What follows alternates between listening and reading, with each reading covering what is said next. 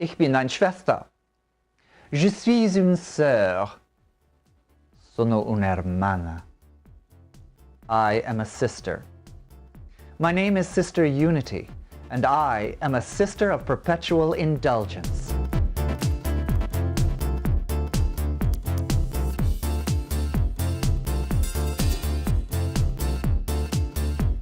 There are hundreds of sisters worldwide. Soon people will be setting traps to get them out of their kitchen and bathroom.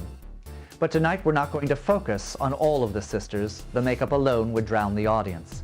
We're going to focus on the voices of 4 sisters in 3 cities: Berlin, San Francisco, where it all started, and Montevideo, Uruguay. Also soweit ich mich erinnern kann, bin ich schwul. Es kam mir gar nicht großartig anderes in den Sinn, muss ich recht überlegen. Also an dem Tag, an dem ich angefangen habe, mir Gedanken über Sexualität und Geschlechter zu machen, war mir eigentlich schon klar, dass ich schwul bin. Und meine Mutter hat selber einen schwulen Onkel, also da war das überhaupt nicht das Problem. Das war für meine Eltern überhaupt nicht schwierig.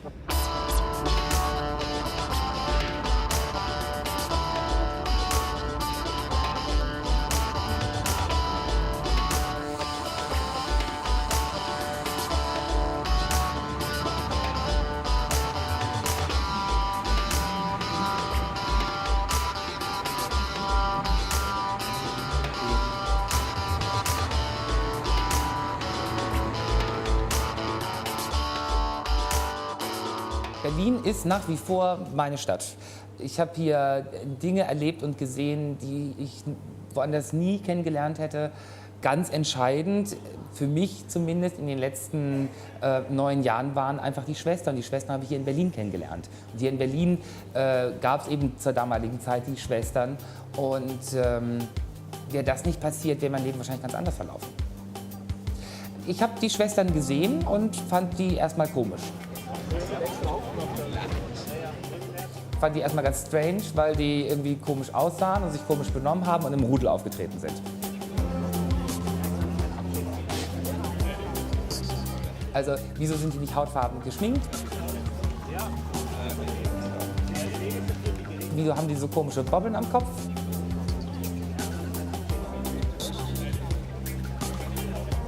Wieso tragen die irgendwelche Lappen? Wieso sehen die so aus, wie sie aussehen? Und das fand ich irgendwie faszinierend.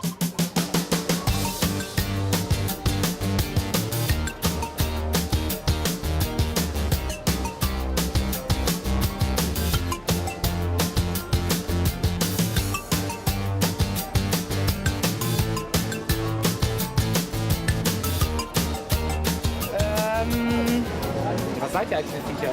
Egal. Und wir stehen hier vorne ganz am Eingang zum Live-Ball in Wien. Neben mir steht Schwester Daphne, ebenfalls aus Berlin. Sie ist eine der Style-Polizistinnen oder Polizessen, muss man ja schon sagen. Wir vom Orden der Schwestern der Perpetuellen Indulgenz sind jetzt mittlerweile seit 6 Jahren beim Liveball als Style Police eingesetzt und für die VIP-Betreuung. Geht bitte seitlich durch, damit wir hier noch überleben. Vorsicht! Genau. Ja, einfach durch, das Styling ist ja ohne Frage. Bitte auch seitlich drehen, damit man durchkommt. Ja, wunderbar. Perfekt, weitermachen. 10 € nachzahlen und dann lassen wir dich so rein. 10er, fehlendes Make-up ist ein 10er. Ihr seid zu 4 als Gruppe? Ja, als Gruppe. Zu 4 als Gruppe, dann würde ich sagen, ihr zahlt insgesamt als Gruppe 20 € nach. Weil das ist einfach zu wenig Glitzer. So rennst du auch in die Homo-Disco. Das ist nichts, das hast du letzte Woche angehabt.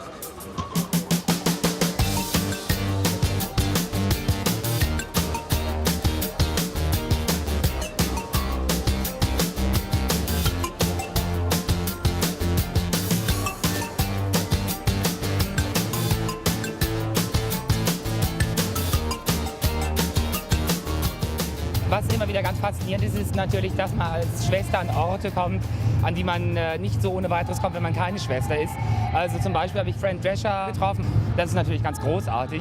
Und ich glaube, das würde mir nicht passieren, wäre ich nicht weiß geschminkt hier und wäre ich nicht eingeladen als Style Police.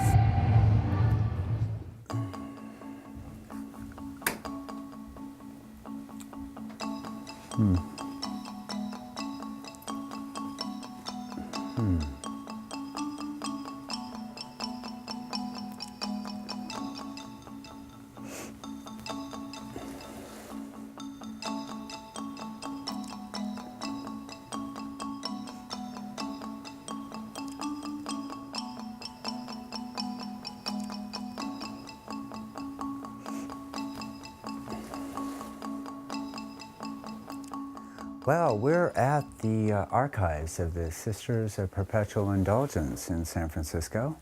This is 30 years of history in here. We save everything, every little scrap of paper.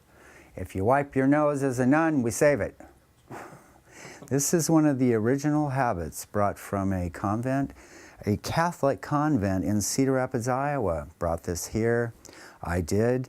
In 1977 and 1979 on Easter. This is what we wore.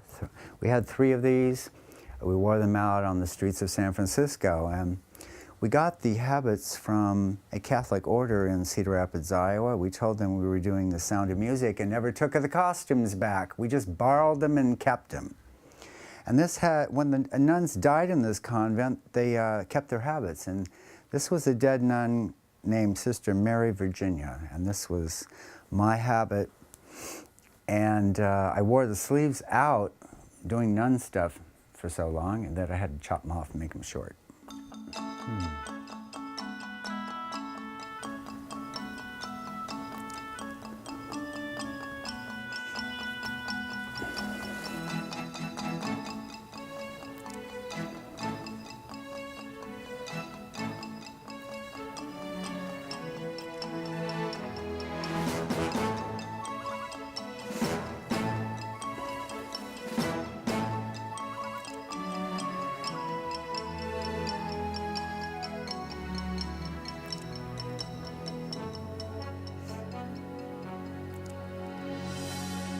The current Pope, who was named Cardinal Ratzinger, who is today our current Pope, issued a statement that homosexuality was morally intrinsically evil. So he made that statement in January and then said he was the Pope was coming to San Francisco. So we knew we had to exorcise him. So the day that he arrived, the Pope arrived in San Francisco, we planned an exorcism in Union Square. I will now read the charges against you. Because you authorized the now infamous Ratzinger report that unjustly proclaims homosexuality to be a moral evil,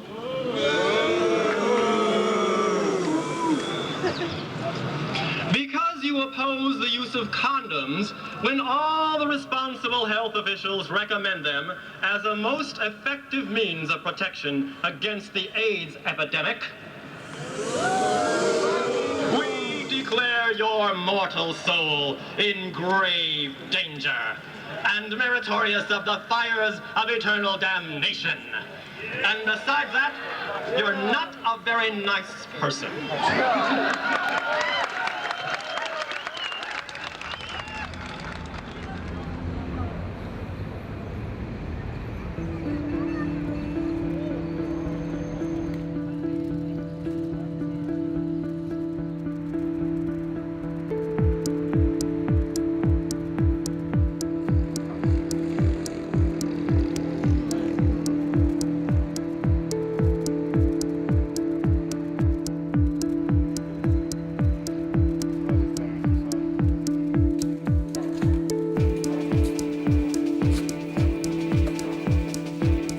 Esta es mi casa, yo soy la hermana Eliaculación, Crucipija, Richard. Y bueno, acá es donde nos reunimos una vez al mes para compartir las reuniones de grupo, donde decidimos sobre la vida del grupo, las actividades que vamos a hacer, dónde vamos a estar, ese tipo de cosas.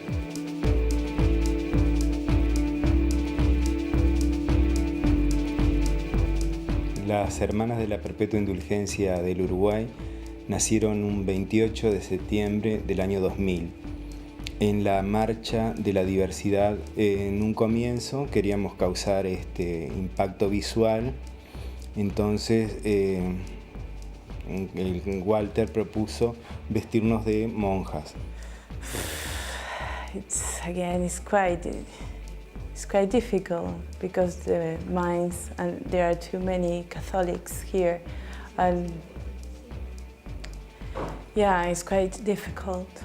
Si vos observás las primeras fotos del año 2000, salíamos con barbijos, tapados con barbijos, ¿bien? Para que no nos reconocieran. Y hoy por hoy seguimos manteniendo los lentes grandes, las gafas, para tapar bien, porque hay una gran homofobia, a pesar de que existen las leyes y a pesar de que se ha avanzado en materia de legislación, la homofobia en el Uruguay está muy internalizada.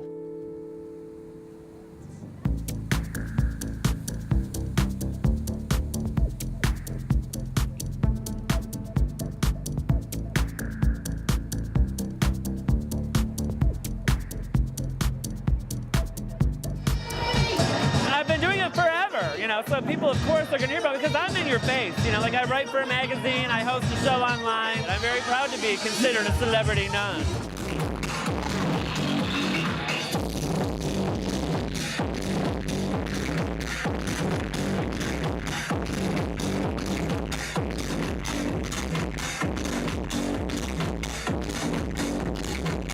The positive reaction from people who want to just come up and, you know, get a hug or a blessing or a kiss or take a picture or just shout out, you know, your makeup's fabulous or you're great, outweigh the negative 100 times. Like way more positive feedback. It's just like a drug. It's like a drug. You just can't get enough of the love that you get back. When you give a little bit of yourself, the love that comes back is so much more overwhelming. That I don't understand why more people don't do this.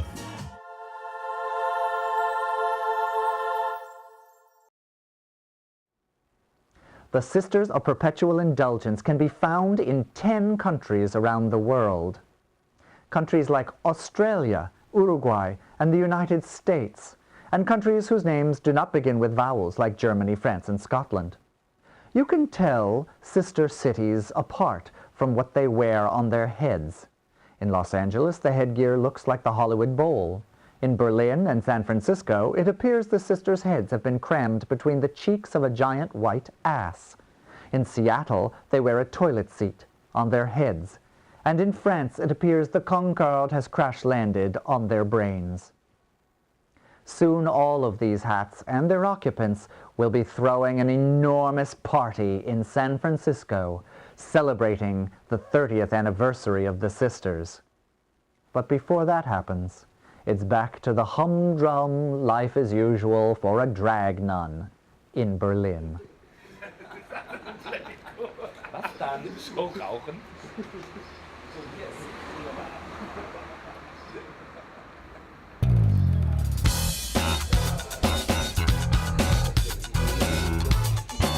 Hier kaufen wir unser Grund-Make-up, hier kaufen wir die ganzen Farben und Wimpern, alles, was wir brauchen. Bestimmt alle 2 Monate bin ich hier. Und wenn ich nicht für mich selber einkaufe, dann eben mit anderen zusammen, so wie heute eben mit Janto, der ist ganz neu dabei und darf sich jetzt auch schminken. Und da gehe ich natürlich mit und gebe so ein paar Tipps, was man braucht und was funktioniert und welche Pinsel man nimmt. Also Pinsel ist eine sehr individuelle Sache. Jeder ist da anders. Ja. Der eine bevorzugt den schrägen oder den abgerundeten oder den kurzen, ganz festen. Ich würde dir vorschlagen, einen breiten zu nehmen und einen schmalen zu nehmen und vielleicht einen ganz dünnen.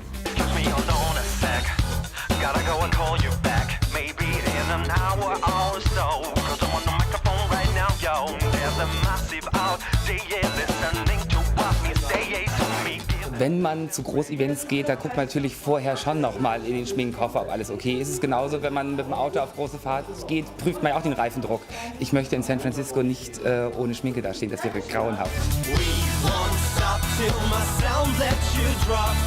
Ain't gonna stop till my sound lets them drop. The power to the floor, we come correct. Got you all in check,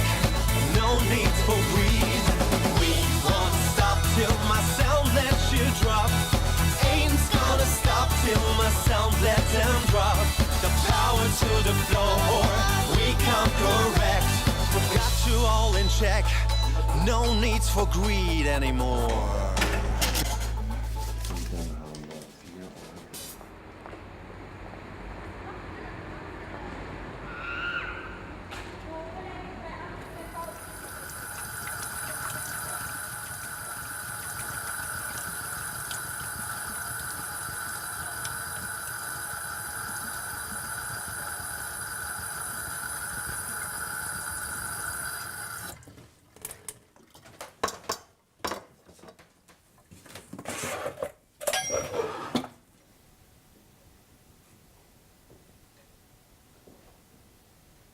Na, das Weiß, was wir uns auftragen, symbolisiert den Tod.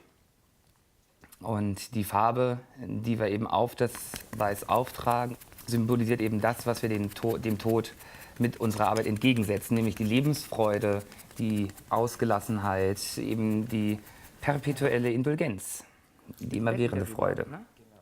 Also wenn ich irgendwo hingehe und ich spreche jemand an und sage, hallo Schatzelein, guten Abend, darf ich dir ein Kondom schenken?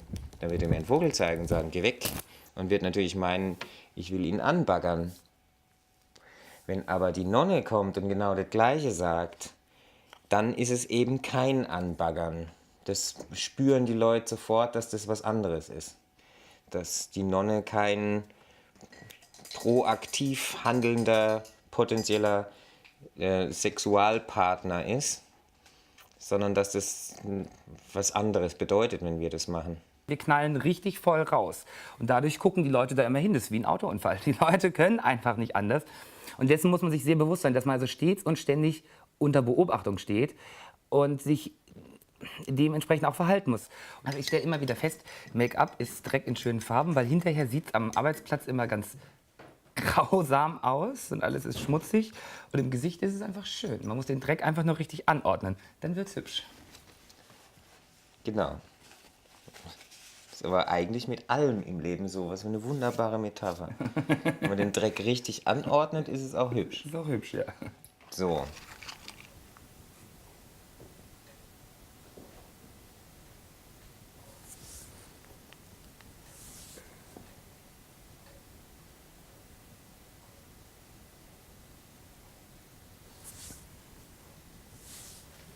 Das muss ja noch schattiert werden, damit es nicht so platt aussieht. Quatsch, Blödsinn, das machst nur du.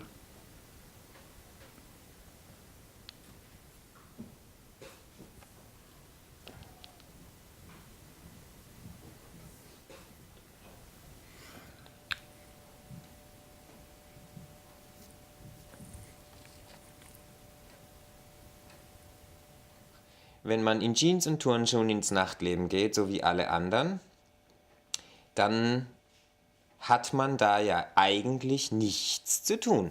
Ich persönlich bin kein Kneipenhocker. Man hockt da einfach nur als einer von vielen. Und je nach Charakterstärke und Ausformung ist es dann so, entweder ist man ein Typ, der es kann, Gott und die Welt anzuquaken. Ich kann das nicht. Ich bin nicht besonders gut mit Sozialisation.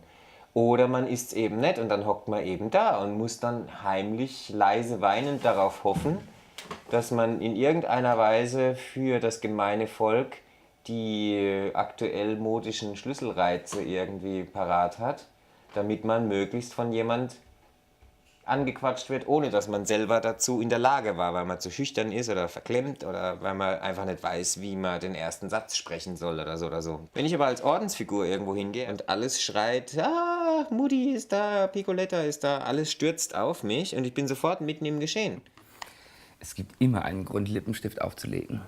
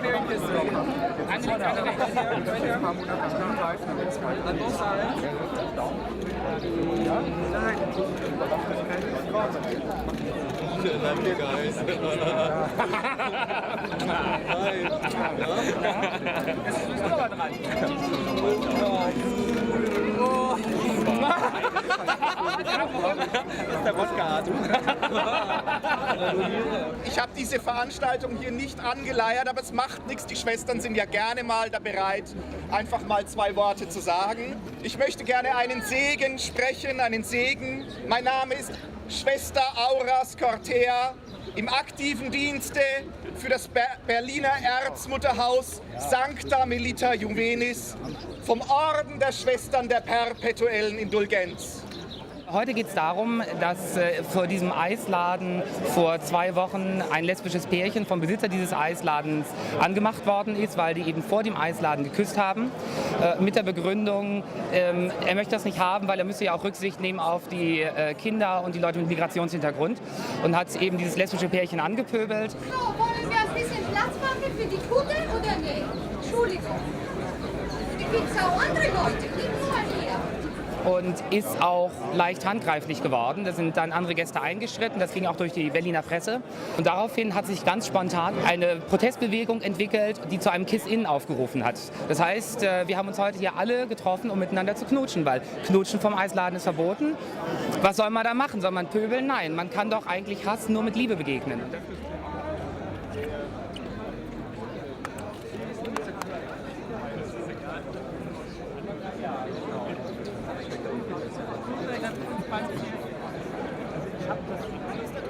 Zieh dir die Lippen nach, Liebes. Sieht besser aus. Ja, wer noch was? Genau. Praktisch, wir sollten öfter solche Veranstaltungen machen. Kraft meiner Machtvollkommenheit und vollkommenen Willkür segnen die Schwestern der Perpetuellen Indulgenz hiermit jeden Kuss, der heute und hier geküsst wird. Große Göttin, blicke auf diese Menschen hier herab und freue dich an ihrer Liebe zueinander. Lass durch ihr Handeln und Wirken die Liebe und das Verständnis in unserer Gemeinde wachsen. Halleluja! Halleluja! Hosianna! Amen!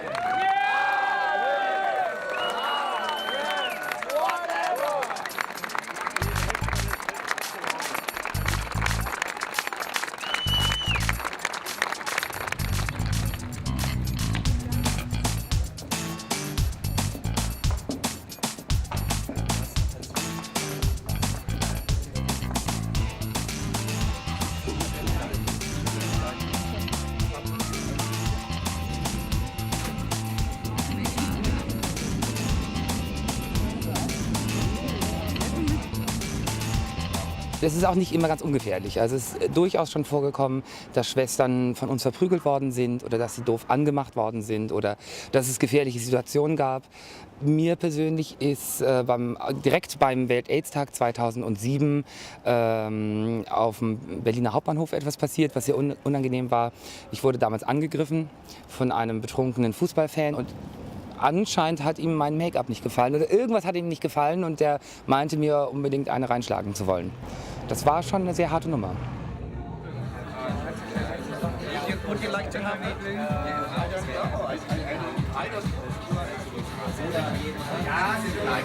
Du darfst gerne deine Spendenüberweisung das weggebunden, das kannst du gerne machen. Dann kriegst du auch eine Quittung, natürlich. Wir gehen ja auch in Leder- und Fetischkneipen, wo hauptsächlich dann schwule Verkehr und noch schwuler Sex stattfindet. Da war es natürlich am Anfang schon ein bisschen schwierig, dann die Frauen reinzubekommen, die weiblichen Schwestern. Aber wir haben uns da relativ schnell auch dafür stark gemacht, dass eben auch die weiblichen Schwestern reinkommen, weil wir gesagt haben, alle oder keiner, dann gehen wir da eben nicht mehr hin. Das hat eine Weile gedauert, war ein bisschen ein Kampf, aber wir haben es letzten Endes geschafft und wir kommen inzwischen in alle Leder-Fetisch-Lokalitäten rein.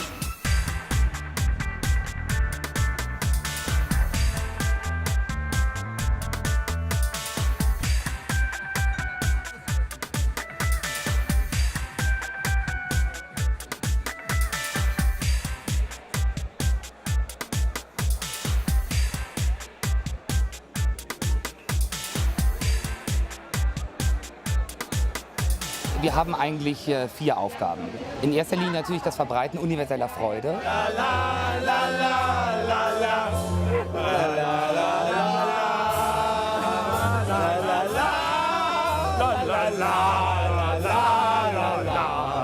Im zweiten Fall das Tilgen stigmatischer Schuld, weil viele Leute werden von außen stigmatisiert als zu dick, zu dünn, zu groß, zu klein. Und wir sagen einfach, leb so, wie du bist.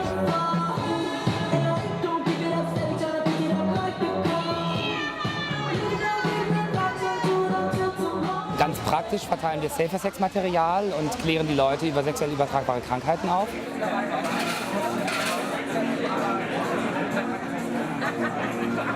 Und wir sammeln Spendengelder für Menschen, die von HIV und AIDS betroffen sind.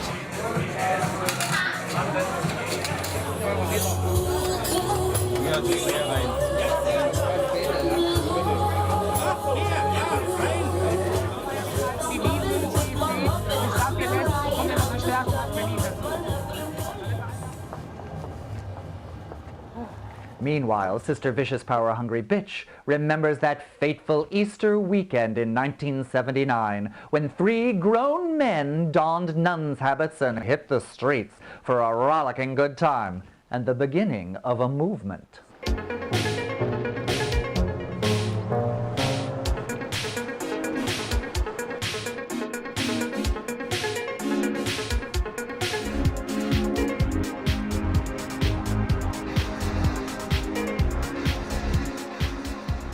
San Francisco, when I came here on a vacation in January of '77, was exploding in every direction, politically, culturally, sexually. All of a sudden, for some cosmic unknown reason, because no one told them to, there were busloads and carloads of gay men moving here from all over the country. Suddenly. Why? I don't know.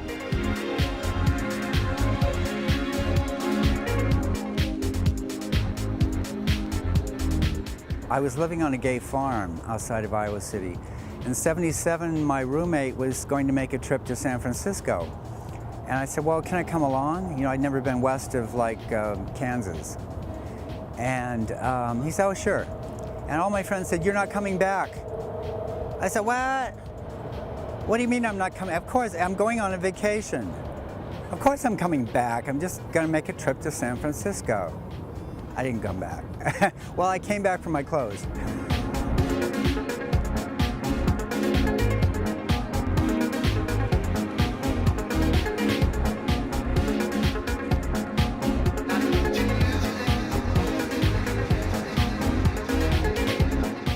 There was a lot of sex going on and bathhouses. You couldn't open enough bathhouses. You know, people lived in the bathhouses. You know, and it's before AIDS and before condoms and before, you know, if you got gonorrhea, you just went down and got a shot. It was like taking an aspirin.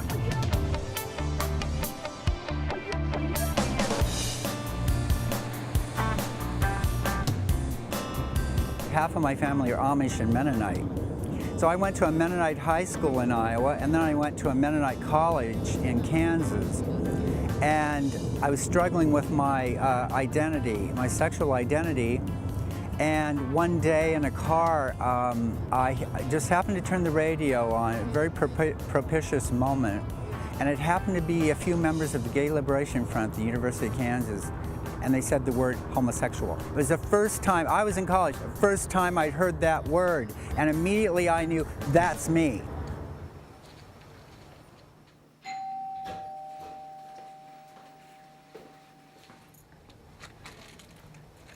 Hey, darling.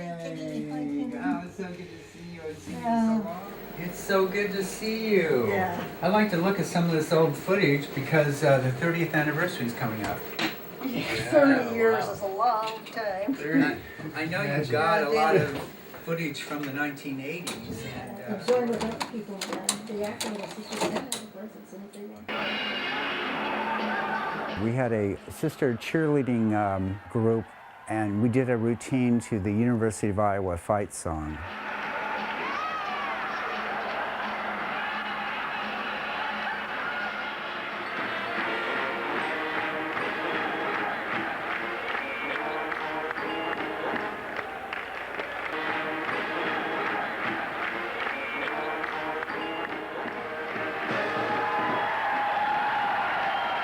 Basketball game was my idea because I was a repressed cheerleader. It was my excuse to get some cheerleading going on because I'd formed a cheerleading squad in the Sisters, and we did cheerleading in various places because high school had been such a repressive experience for most gay men. So we were going to do it the right way for one night. I did get inflicted with the nun bug. I had a very good friend of mine who passed away from HIV, And he was Father Flick. He was with the sisters, and he had started a documentary about them, and I kind of got to know a little bit about the sisters, and I loved the imagery, and Andy became really involved with his creativity to it and his chops with the camera. Expertise. And we just kept going. We just kept shooting, and it was so much fun. Actually, I just really enjoyed it. We've got about 80 tapes. There's about 80 tapes, and some of them are 20 minutes, some half hour. And then there's a whole box of archival material that belongs to the Sisters of Perpetual Indulgence that was shot in the earlier days by various people.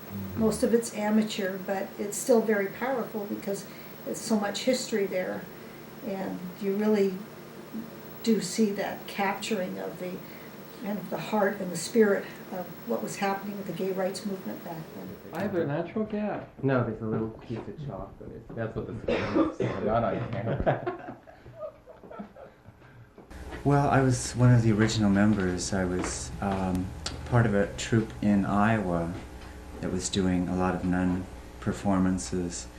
And we came here, and I met other sister over here.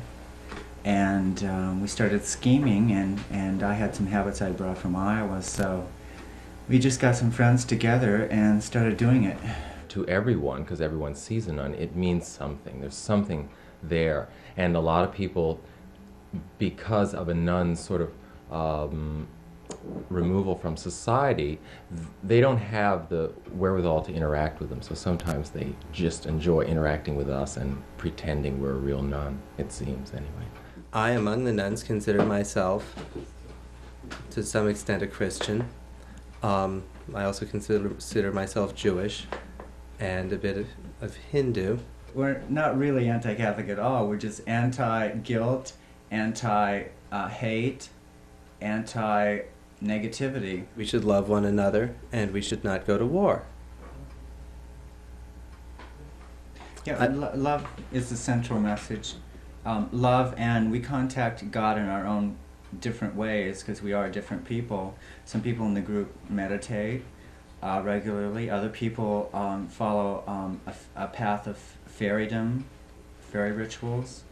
Other people do Tai Chi. It's a real conglomerate of different disciplines, and we're all very serious about that aspect. Is there anything any of you would like to say before we run out of tape?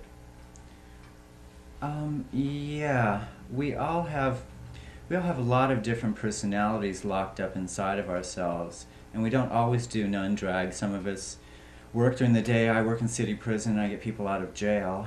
There's various occupations, and even in our theater, we have lots of different costumes that we get into and that we do, and we work with a lot of other groups also. I just think it's important that people let out their different personalities as much as possible so that they can feel comfortable with themselves. I think that a lot of reasons why people who dislike other people, whether they're black or gay or whatever, is because they're not really comfortable with who they are, and they ought to just stretch out. Thank you. Thank you. Thank you.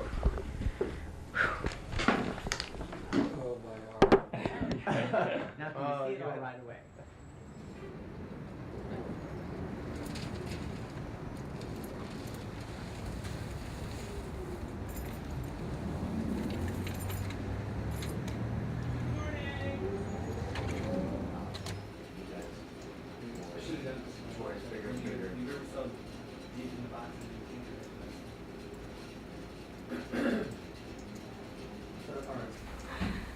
Morning. Hey, Roma. Oh, hi, Roma. Hey, Roma. Oh, my God. I'm glad you got to finally get to work.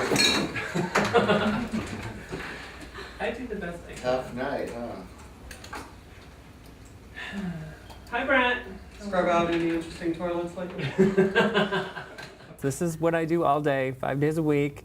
Obviously not in drag, because I don't live in drag. I should, but I don't. I'm the art director for HotHouse.com and Hot House Entertainment. And then he swings on it and flops. I knew he was going to throw his ass down on it. I knew he was going to just fuck him with it. Do all the sisters do porn? Oh, no. We're completely volunteer. We're a volunteer organization, fundraisers, and everything that we do, of course, is for the charities that we work for. So everybody either has a job or makes money somehow, but not through being a sister. No. We don't get rich from it. And not monetarily, but we get rich in other ways from it. Like, I am so guaranteed a place up there or wherever it is. I mean, I'm good. My karma is on point. It's a little quiet. No? It's a little amazing. That's like, where are you going to do music now? That's nothing. And then, of course, I travel to do my show, the Tim and Roma show. So that's also another job that I have, which takes up a lot of time. timandroma.com.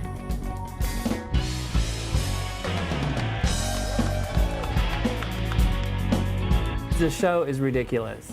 It is. It's really fun. It's just me and Tim, who's the owner and president of Naked Sword, running around terrorizing people, basically. It's great. It's really fun. It's about 5 years old. Hello, everybody. It's Sister Roma, and we're at the 2008 Gay Vienna Awards. And it's about porn, so people watch it. Because, you know, people will watch porn. People love porn. I do. I love porn. Do you love porn? Would you want to watch porn with me? Ooh.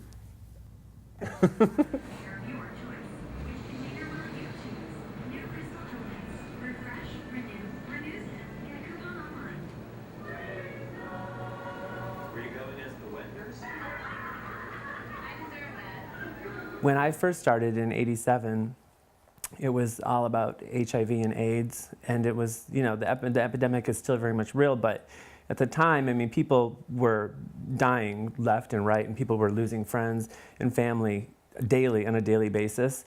And Kaposi's was a symptom that people had, so people would, you know, break out in giant purple welts in their faces and bodies, and were gaunt and just looked like they were dying, which is what doesn't happen anymore. People with HIV don't look like they're dying anymore. It's a great progress that we've made, but people would be alone and lonely, and you know, and they had no one to turn to. I get emotional now, but they would come up and they'd be like, you know, sister, can I have a hug? Because no one would touch them, because people were they were that afraid. People were that uninformed. No one knew, no one understood, and the fear was rampant. And one of the things that impressed me the most about the sisters is that we were fearless. We would go to those people, and we would touch them, and we would hug them, because, you know, yeah, you can have a hug. You know, not a problem. So that's one of the things that really motivated me, because I was empowered by it. And it is something that we still do today. We still visit people in hospitals, and it brings a lot of joy to a lot of people.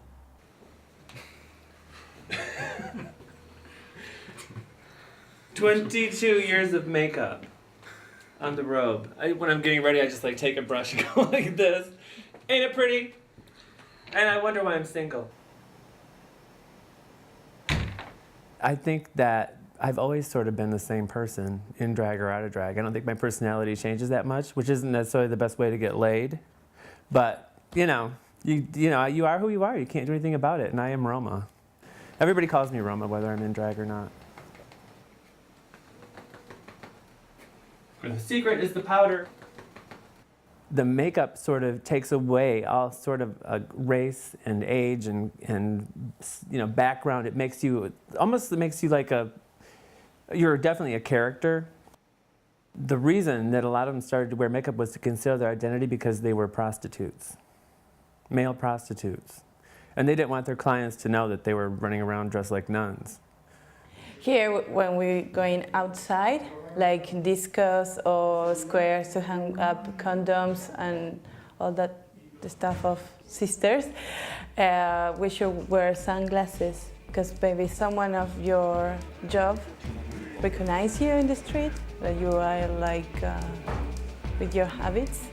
It's going to be very bad.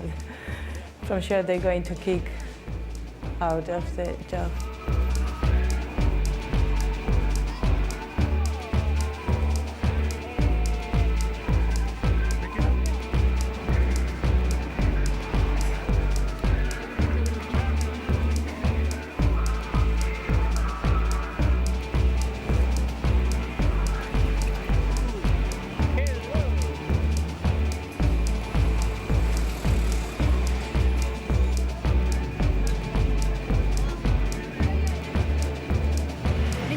33 a nivel nacional, 21 a nivel departamental.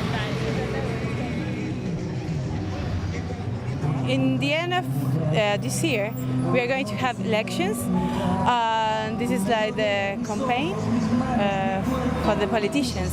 Now we are here with the right.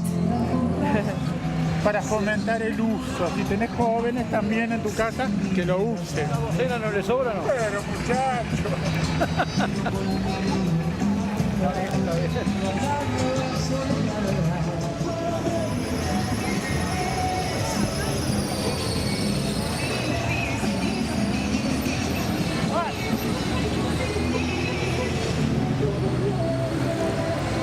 Somos las hermanas de la Perpetua Indulgencia.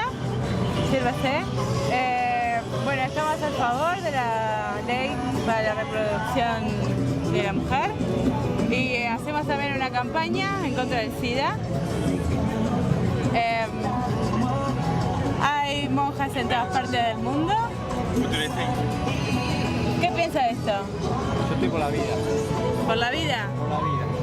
Bien. A favor de la vida. Suerte en fila.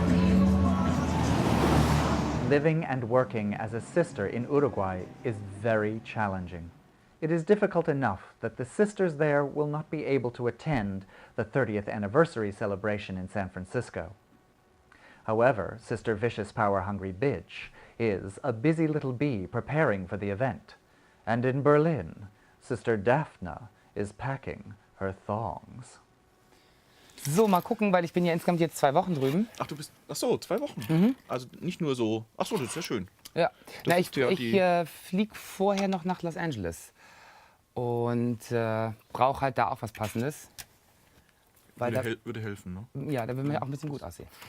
Ja, das ist ja eine reife Leistung für dich. Ja, das könnte man machen. Aber die Sachen knittern halt auch so. Ach, aber das Grüne ist hübsch. Ja. Ich repräsentiere ja auch das Ordenshaus. Also insofern muss ich natürlich schon ein bisschen was hermachen, muss doch auch bequem sein und Dann muss den lassen Koffer wir kriegen. das mal weg. Kann ich gerne tun. Ja, bitte. Jetzt für die San Francisco-Sache. Ob wir nicht als German Sisters gehen und in der Lederhose kommen. Also einfach so, das Klischee einfach so. Ja, dieses urbayerische Klischee, Genau. das auf Berlin unglaublich gut zutrifft. Ja, Das wissen die im Zweifelsfall nicht. Also die es wissen, werden drüber lachen und die es nicht wissen, werden sagen, oh, Lederhosen. Lederhosen. Lederhosen. Lederhosen, ja. Ja, wo hast du da? Ich hab, ja, da hinten? Okay, schön. Ach Gott. Dann brauche ich für Samstag noch was. Manifestiert ihr da? Ja, am Samstag ist diese Stadtrundfahrt mit dem Bus. Ja. Also sollte es was Bequemes sein. Da bin ich am Überlegen, ob ich nicht... Bequemes und was Leichtes vielleicht? Ja. Oder ist es... Ob ich das Tütü nehme, weil damit kann ich mich hinsetzen. Ja. Und schön pink ist es auch. Schön pink ist es auch. Also die meisten Schwestern in unserem Haus sind keine Fummeltrinen oder Tunten oder Drag Queens. Also ich bin da eher eine Ausnahme. Wir haben insgesamt 3, 4 Schwestern, die auch sonst im Fummel unterwegs sind. Aber die meisten Schwestern in unserem Haus sind Lederkerle oder ja, einfach Kerle, die mit Fummel an sich erstmal nicht viel zu tun haben. Und da wir ja eben keine künstlichen Titten tragen, also zumindest nicht die Berliner Schwestern, in den USA machen es einige, aber also wir Berlinerinnen machen es eben nicht, um uns eben auch ganz deutlich abzuheben von der Feld-, Wald- und Wiesenfummeltrine, um da gar nicht erst die Leute durcheinander zu bringen. So. Ja. Hoffentlich kriege ich alles rein. Naja, halt, dann musst du halt notfalls. Das ist jetzt so ein bisschen. So. Kann man auch machen, was man will. Das wird sowieso knitterig. Man kann sie vorher bügeln, wie man will. Die werden trotzdem falschig sein, wenn ich ankomme. Warte mal, den Bügel brauche ich, glaube ich, auch nicht. Eine Lederhose kriegt keine Falten. Ich kann leider nicht mit nach Amerika fahren. Das funktioniert finanziell diesmal leider nicht wirklich. Und abgesehen davon hätte ich ohnehin so meine Probleme, nach Amerika überhaupt hinein zu dürfen, wenn ich nicht lügen müsste. Weil noch immer, trotz der neuen Regierung, gibt es die Regelung, dass HIV-positive Menschen, wenn sie nicht lügen müssen, wollen, sollen, dass ihnen tatsächlich die Einreise verweigert wird und sie auf eigene Kosten im nächsten Flieger zurück nach Deutschland oder in ihr Heimatland geschickt werden. Das ist schon eine eine schwierige Sache, wenn du dann als Schwester Aura vor 1000 Menschen stehst und für Toleranz und harmonisches Miteinander einstehst und dann selber zurückstecken müsstest. Ich finde es eigentlich eine Frechheit und eine Unverschämtheit, andere Menschen so auszugrenzen und so zu stigmatisieren.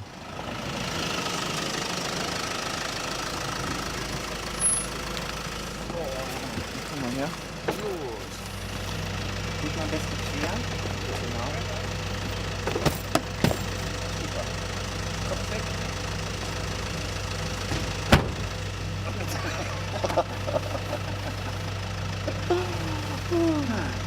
Hat die Schleier hoch? Ja. Machen, auf jeden Fall. Das geht.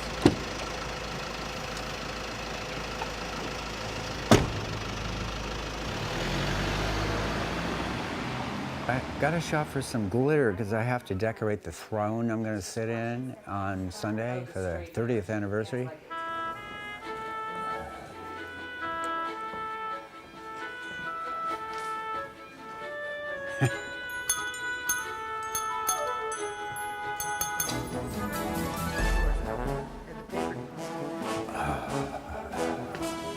Thanks. You've been very helpful. I hope they give you a raise. Bye. See you later.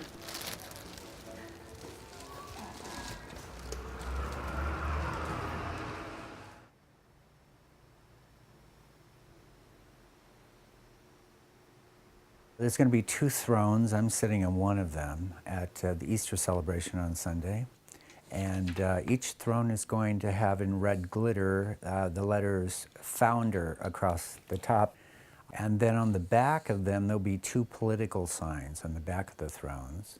We were political activists in the very beginning, okay?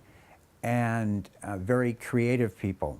So when AIDS came along and a lot of people in the community got sick and a lot of sisters got sick, then we used our creativity to, to do something about it.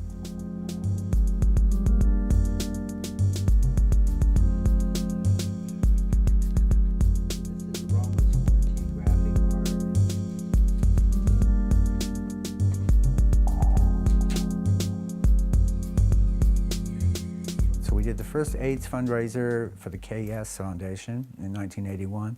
And then we did the first safe sex pamphlet in 81 or 82.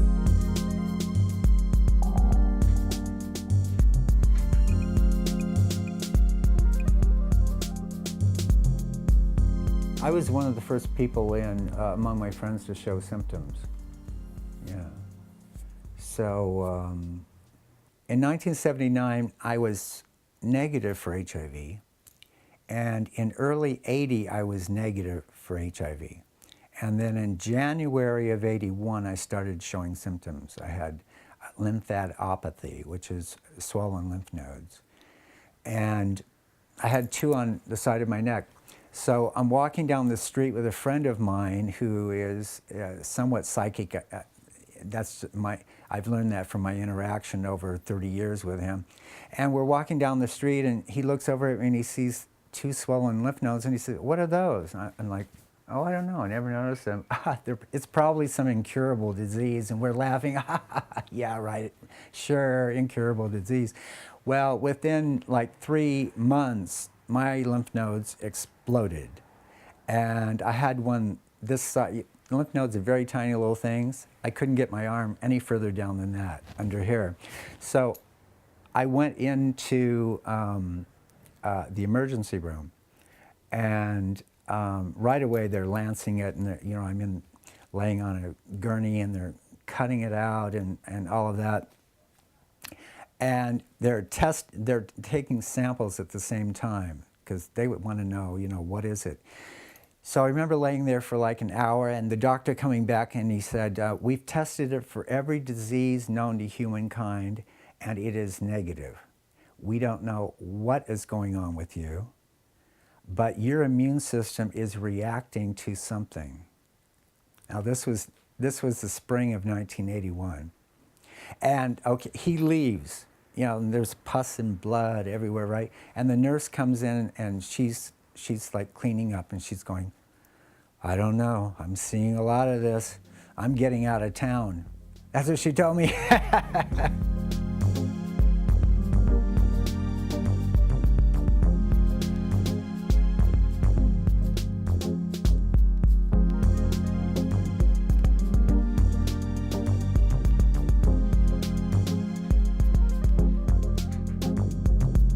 I just assumed and was resigned to it that I was going to be dead in 6 to 8 years. Which was okay with me, that's fine. Yeah, and then my friends started dropping, and sisters started dropping dead left and right, and they looked at me like, how do you feel? Are you okay? You know, yeah, I feel just fine. How is it that you were the first person like that was kind of ill, and you're healthy and you're okay, and we're like dying? How is that possible? I have no idea. So I decided if I have 6 to 8 years to live, I'm not going to be spending it behind a desk, you know, like working like a clerk. I'm going to be doing what I want to do. And then so I quit my job and I devoted myself full time to the work of the sisters during the late 80s. Yeah. Welcome to the San Francisco Sisters Bus Tour, 30th anniversary!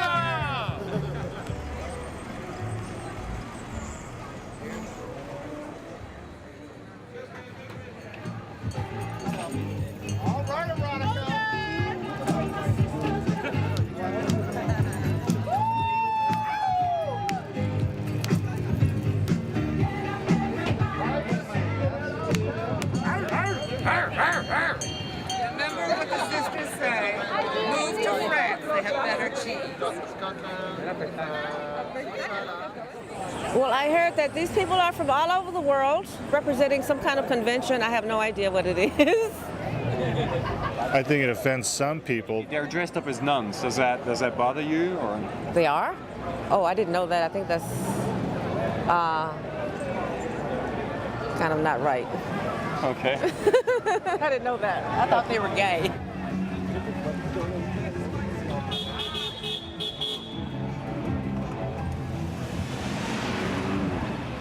Don't forget, Dolores Park tomorrow, Easter. We have room for 3 more sisters up here in the back row, please. Push it.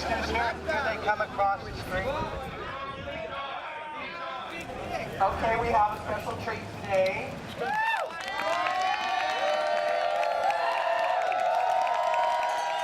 I, Maya Panani, rededicate myself to the mission of the Portland Sisters of You might have to go slower. Okay. I, Maya Panani, Maya Panani, rededicate myself to the mission of the Portland Sisters of Perpetual Indulgence. To the mission of the Portland Sisters of Perpetual Indulgence. And work as one in the unity of our vocation. and work as one. I recognize you as a fully professed sister in the eyes of the Portland Sisters of Perpetual Indulgence, the Orders of Benevolent Bliss.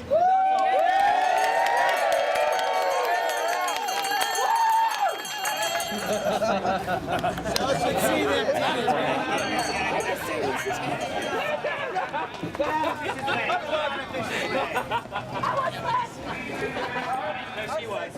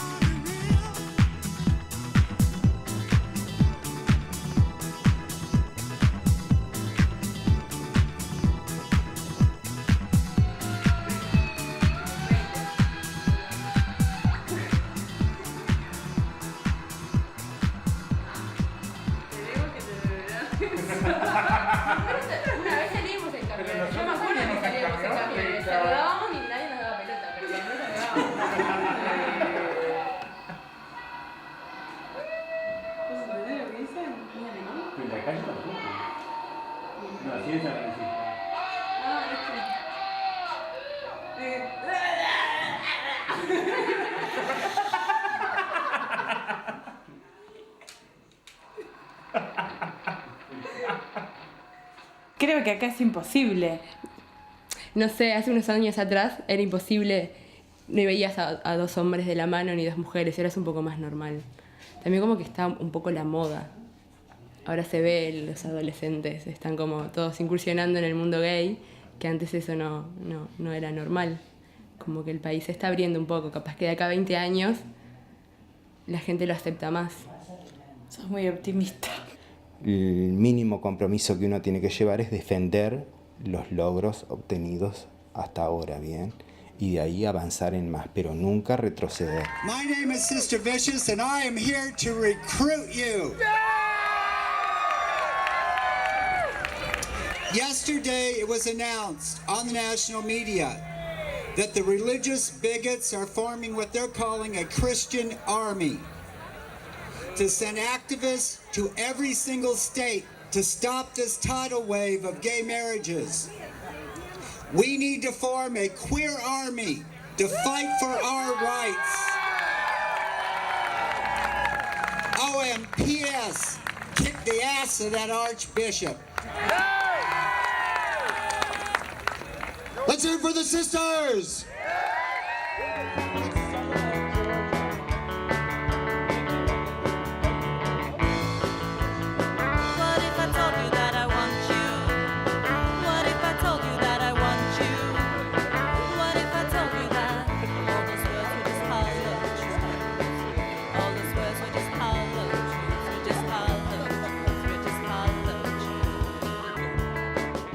The wind shook me awake, the noise was drilling holes in my head.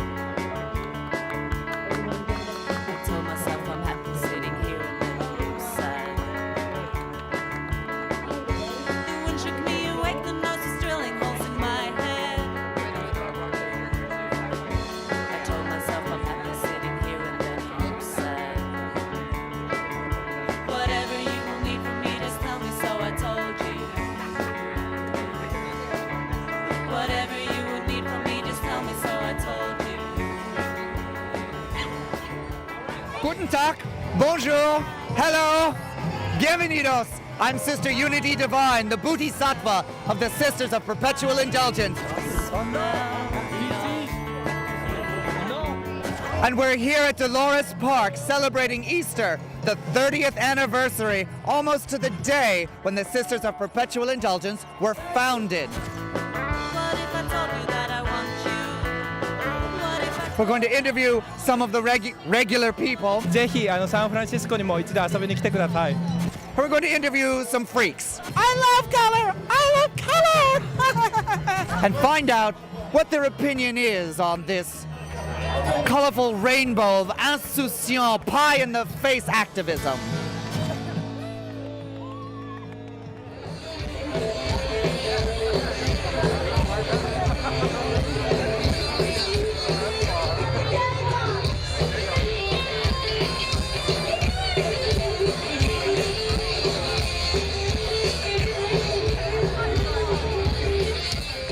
There are sisters here from all over the world. The sisters at this moment can be found in 14 American cities and 11 countries on 4 continents.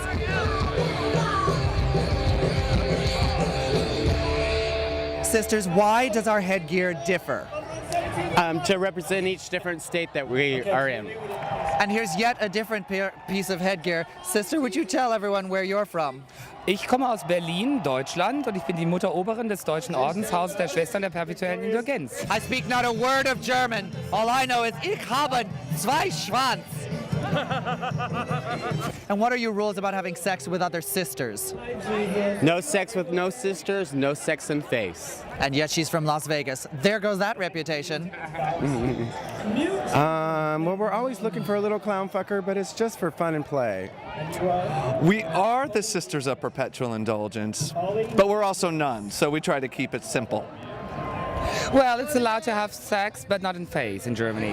We want Jesus! We want Jesus! And what is your name, sir? I'm Brokeback Jesus.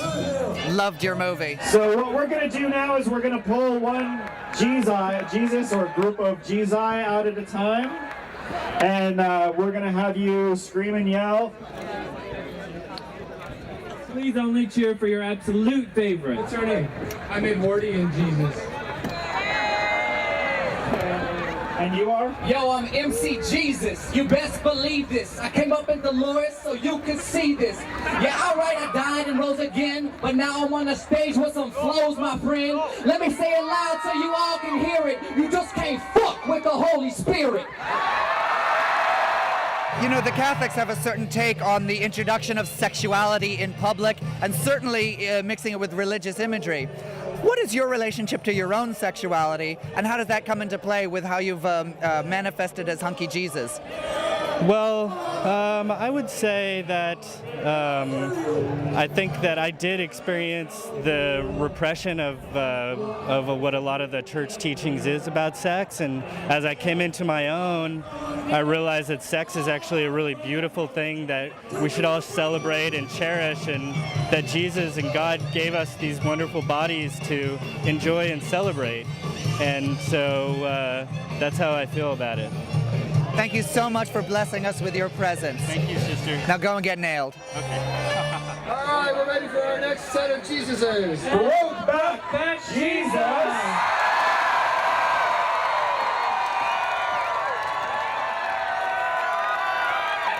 Jesus and his lamb. And last but not least, Victoria's Secret Jesus. The nun judges on stage have decided, we've made our decision, and the winner of this year's Hunky Jesus contest is Brokeback Jesus! take the bow.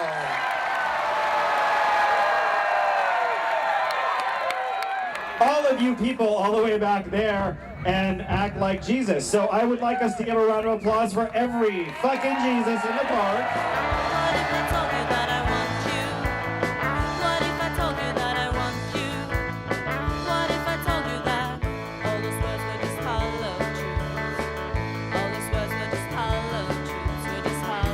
Marijuana cookie? What is it? Marijuana cookie.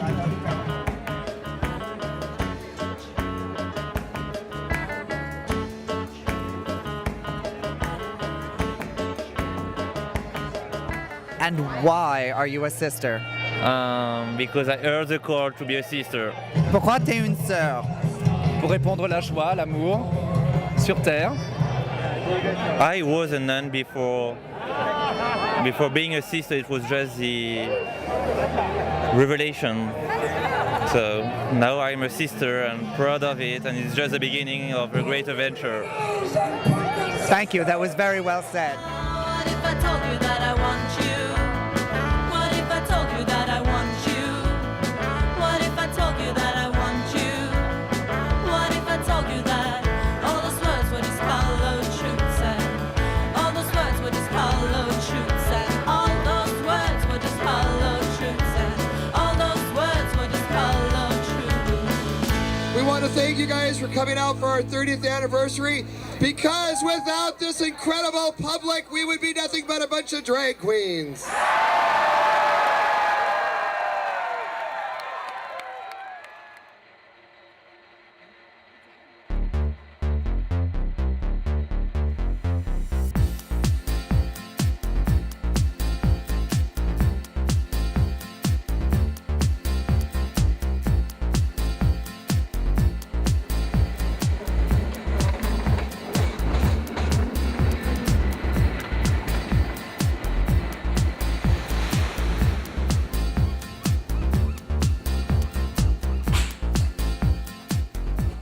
Morning, Chair hier.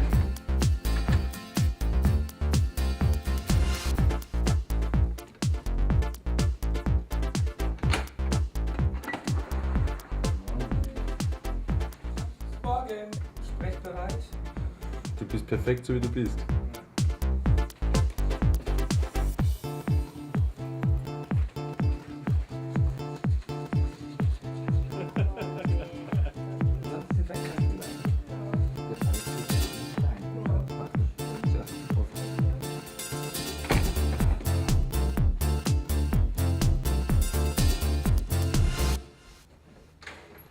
Also ich glaube schon, dass San Francisco auch was erlebt hat, was es bisher noch nicht erlebt hat. Ich meine, hier wird seit Jahren und seit Jahrzehnten im Park gefeiert und seit Jahrzehnten sind die Schwestern hier auch in großen Gruppen unterwegs. Aber ich glaube, so viele Schwestern wie gestern oder die das ganze Wochenende auf einmal, also es waren ja bestimmt so 150, 200 am Stück zur gleichen Zeit, geschminkt unterwegs im Habit. Ich glaube, sowas hat San Francisco auch noch nie erlebt. Es gibt nichts Besseres, als dich in der Nacht am Kanal zu sehen. Wir sind super Freundschaft, wir wissen, weiter wird es nicht gehen. Wir sprechen über Flüchte und wie sie noch möglich sind, privatisieren uns nicht weiter. Leuchten aus Straße und Grind. Kann es sein, kann es sein, kann es sein? Oder will ich mir das nur ein, dass ich dir vertrauen kann? Und fängt damit Wirklichkeit an.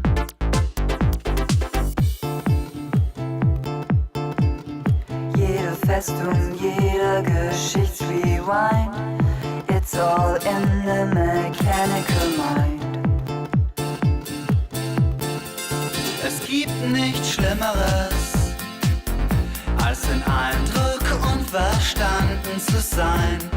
Ich will kein Programm abspulen und du kennst mich auch nicht darauf ein. Wir beide hassen Comedy und behaupten das ohne Ironie. Wir wollen uns nicht verstecken. Wir wissen, das ist noch keine Idee. Kann es sein, kann es sein, kann es sein? Oder will ich mir das nur ein, dass ich mit dir sprechen kann? Und fängt damit Wirklichkeit an.